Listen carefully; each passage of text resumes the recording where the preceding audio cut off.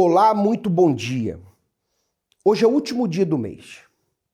E como foi o seu mês? Talvez a razão de você estar acordado agora, se preparando para o trabalho, talvez você que nos assiste e talvez nem dormiu. Eu quero que você saiba que hoje é um dia onde nós estaremos quebrando todas essas amarrações, maldições, essas situações que fazem os problemas se repetirem.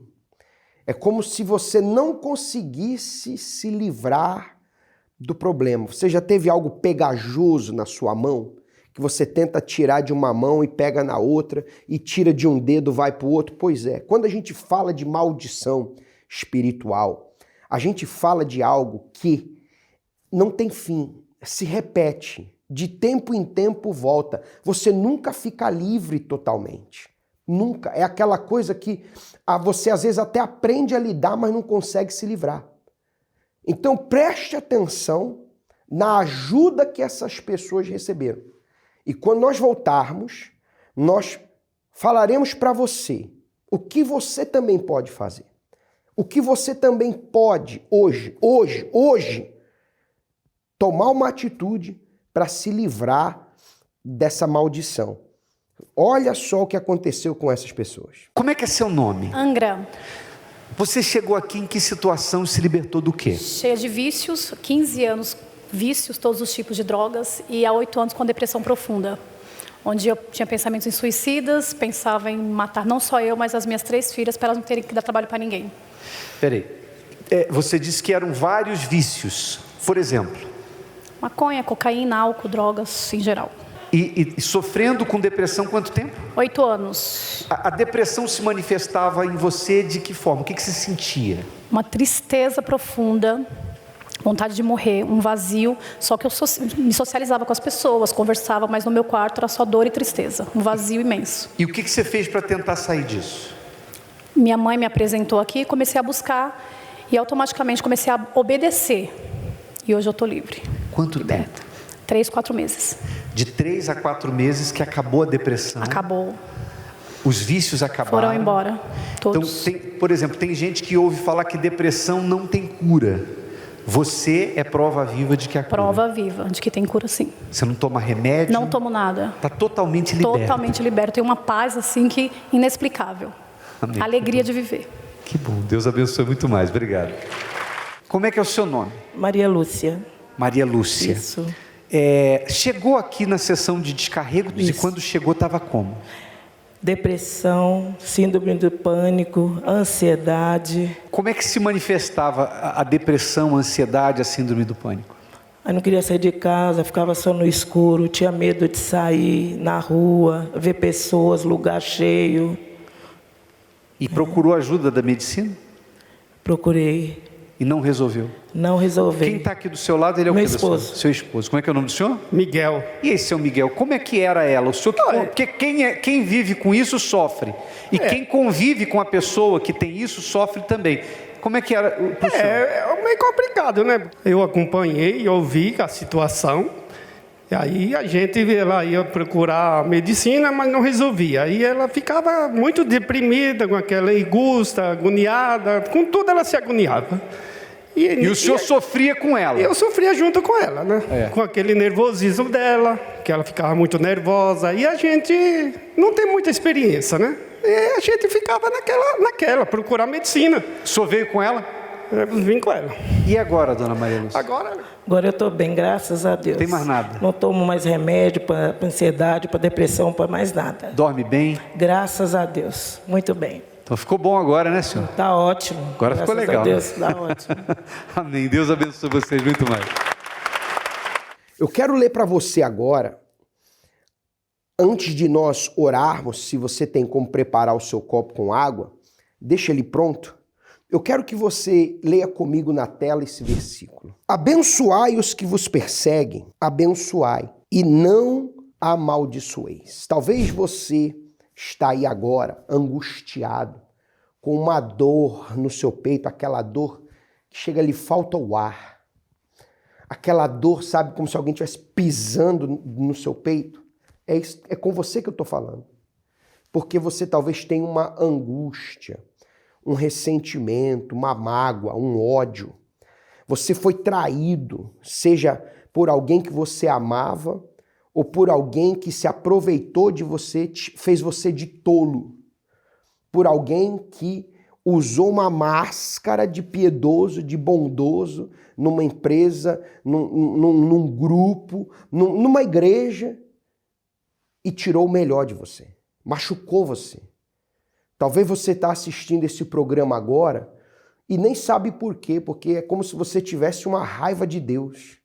É isso mesmo, uma raiva, não quero ouvir nada de Deus, de igreja, de Bíblia, mas Deus te encontrou. Porque Deus não tem nada a ver com essa história. E é isso que a palavra dele nos ensina. Para nós abençoarmos, porque quando nós pegamos esse sentimento, entregamos a Deus e nós abençoamos a pessoa, nós estamos falando para Deus, meu Deus, faça justiça. Eu não quero isso na minha alma, eu não quero isso na minha vida. E o que abre portas para você se libertar disso, dessas maldições, é essa atitude de fé. Eu queria que você parasse e pensasse nessa pergunta antes de nós fazermos a oração. O que você precisa entregar a Deus hoje para substituir a mágoa pela bênção? Pensa agora, qual seria a resposta? O produtor ele coloca a tela dividida com essa pergunta para você pensar. E faça da sua oração a resposta para essa pergunta. Porque a partir de agora, você começa a ser livre dessas amarrações. Vamos orar. Neste momento, vamos unir a nossa fé. Vamos falar com aquele que tem o poder de nos abençoar, porque Ele é Deus.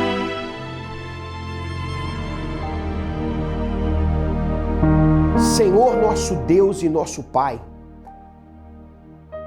porque nós cremos no Teu poder, meu Deus. Nós usamos a nossa fé e talvez essa pessoa que estava cheia de ódio, de raiva, de mágoa, sabe, com aquele ardor no peito, meu Pai, com aquela situação que às vezes a gente não quer nem falar, que engasga a gente, meu Pai.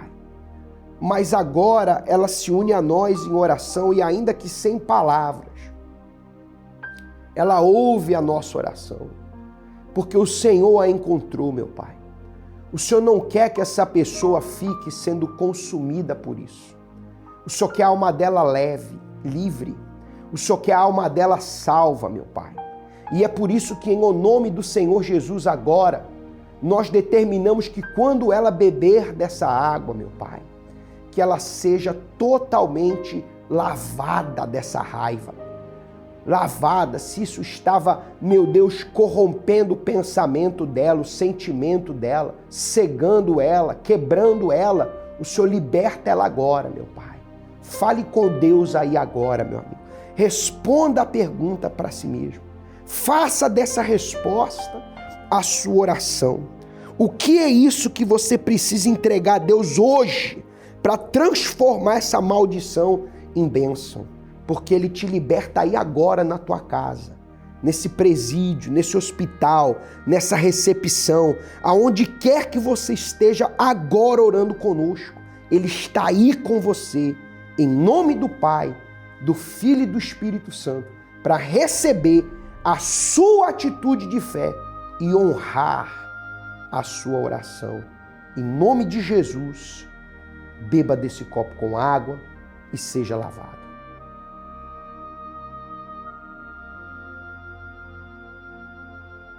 E se você crê, diga graças a Deus. Amém? Meu amigo, preste atenção. Se você quer estar conosco hoje aqui em Londres, no norte de Londres, 232 Seven Sisters Road, N43NX. Se você quer falar com o pastor agora, tirar algo do seu peito, talvez falar de perdão. É isso mesmo, falar de perdão. Esse QR Code aqui, ele representa o Pastor Online. Quando você escanear esse QR Code, vai direto na página onde você põe seu nome, o seu WhatsApp, seu e-mail, e ali você inicia gratuitamente um atendimento 24 horas para você não ficar sofrendo, carregando isso sozinho. Ou você pode procurar através desse endereço eletrônico o altar mais próximo da sua casa. universal.org/localizar.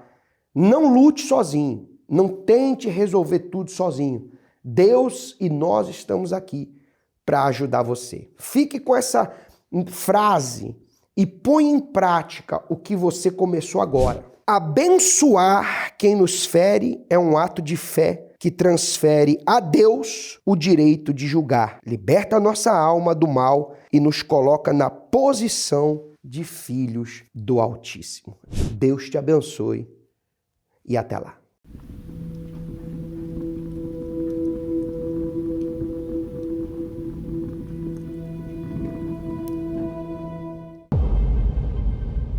Eu fiquei tão dependente das drogas, da cocaína, que eu não me reconhecia mais. E dia após dia, tudo ia ficando pior. Devido à separação dos meus pais na minha pré-adolescência, a minha família toda perdeu o chão. Nós ficamos sem estrutura, e assim, por eu ser o irmão mais velho, onde eu poderia trazer a estrutura para minha família, poder trazer a ajuda a todos eles, eu fiz ao contrário. Em vez de eu ajudar a minha família, eu acabei indo para os mundos das drogas. Então, quando eu entrei na adolescência, com 12, 13 anos, já conheci a bebida. E ali foi, dia após dia, piorando a situação, que já era crítica, já era caótica. Então eu passei a beber, logo depois também pelas más influências, por amizades e locais que a gente acaba frequentando, conheci a maconha, aí depois, logo em seguida, conheci a cocaína, que foi a droga que realmente devastou a minha vida. A cocaína me roubou tudo que eu poderia fazer de bom para minha família e para mim próprio, a cocaína ela arrancou de mim. Então foram longos anos consumindo drogas, eu vivendo dentro das comunidades, essa era a minha vida. E eu virei também um alcoólatra, porque uma coisa puxa a outra. Eu cheguei a tomar álcool de cozinha com groselha. A minha vida era essa, era bebendo, era consumindo drogas. Então ela não só destruiu a minha vida, mas dos meus irmãos que se espelhavam em mim, a minha mãe também. Eu me lembro que eu cheguei numa madrugada, drogado, e eu fiz ela sair de casa com meu irmão mais novo, ficar na calçada para mim ficar consumindo drogas dentro de casa. Então, quando eu cheguei aos 20 anos, eu cheguei nessa situação. Só que depois desses 20 anos, eu percebi que a droga, que eu usava a droga até os 20 anos, mas depois dos 20 anos ela começou a me usar. Então eu virei um nóia. Eu nem precisava mais usar droga para me ficar ruim. Eu nem precisava mais beber para me ficar bêbado. Eu já estava anestesiado, eu já estava curtido pela droga. Eu já era considerado na rua como um nóia, um Zé Ninguém. Todo mundo... Então eu perdi o respeito pela minha família, que mais doía. Perdi o respeito pelos amigos, né, que todos se afastaram. Nesse momento ninguém quer ir para o buraco junto com você. Eu tinha a consciência de que eu não passaria dos 25 anos.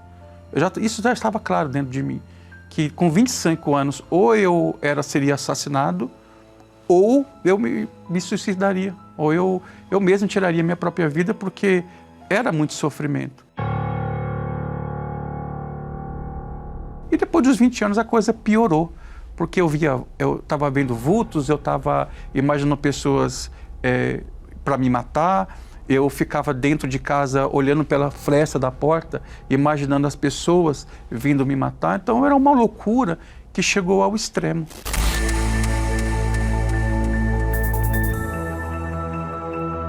Por um tempo, quando o efeito da droga ela passava, você imagina assim, eu vinha uma sensação de arrependimento, primeiro, e eu também queria sair daquilo.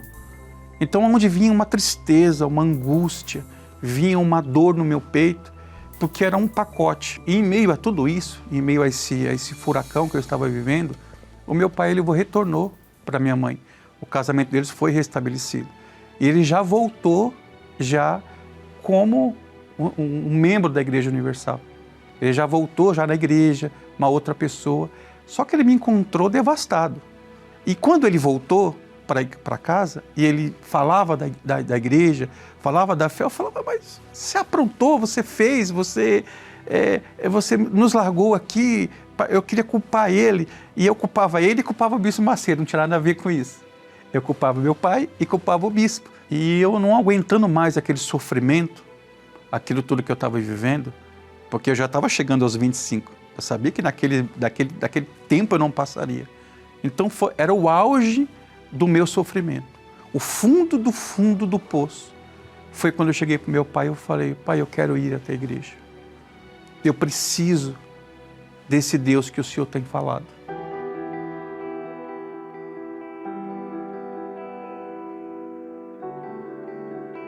Eu gostaria de abrir aqui um parênteses para falar dos obreiros da Igreja Universal e dos pastores.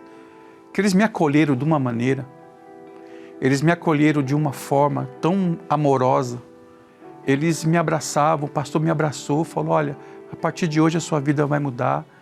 E eu dentro de mim, mesmo sem acreditar, mas só aquele abraço que ele deu no primeiro dia que eu decidi ir com vontade mesmo para a igreja, ali eu saí dali já com uma força diferente. Eu sabia que daquele dia em diante, eu não mais teria a vida que eu estava tendo.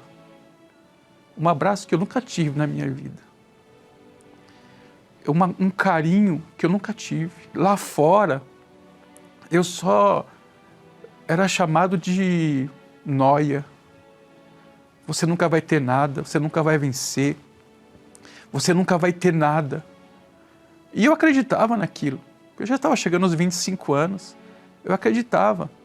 Saí de lá com uma perspectiva diferente, imaginando que alguma coisa poderia mudar, que ainda viria uma luz no fim do túnel. E a partir daquele dia, eu nunca mais quis sair daquele lugar.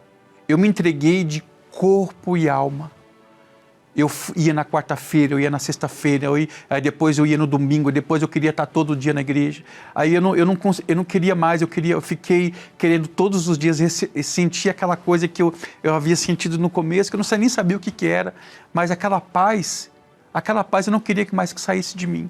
E aí, a cada semana que eu ia na igreja, eu comecei a sentir nojo do que eu fazia.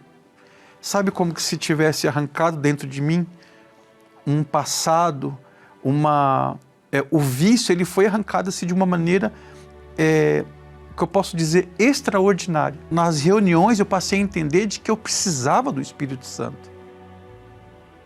Eu sabia que eu precisava de Deus dentro de mim. E com essa minha entrega 100%, eu falei, eu te quero dentro de mim, meu Deus.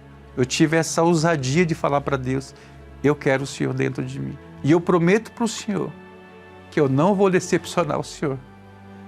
Se o Senhor me der essa alegria de o Senhor morar dentro de mim, eu nunca vou decepcionar o Senhor. E naquele momento eu fui batizado com o Espírito Santo e Deus, ele entrou dentro de mim e ele mostrou que ele falou assim, eu sou contigo, eu estou aqui. E ele me trouxe a presença dele para a minha vida. É algo que palavras não conseguem expressar. E depois de tudo, com o Espírito Santo, com a presença de Deus, de um drogado, de um viciado, de um zero à esquerda, que todo mundo me falava que eu era assim, um nóia, todo mundo me chamava de nóia. Hoje, Deus me presenteou com a minha esposa, uma mulher maravilhosa, com 2 filhas maravilhosas. Hoje eu tenho a minha loja, a minha empresa, hoje eu vivo o melhor dessa terra. E de tudo isso que eu acabei de dizer, o bem mais precioso que eu conquistei foi o Espírito Santo. Porque eu tenho certeza que sem Ele, nada disso seria possível. E para você que está me assistindo, que acha que não tem jeito para você, tem jeito sim. De repente você nem gosta da igreja, mas vai assim mesmo. O que você tem a perder? Porque o Deus que mudou a minha história, o Deus que mudou a minha vida, vai mudar a sua também. Pode ter certeza disso.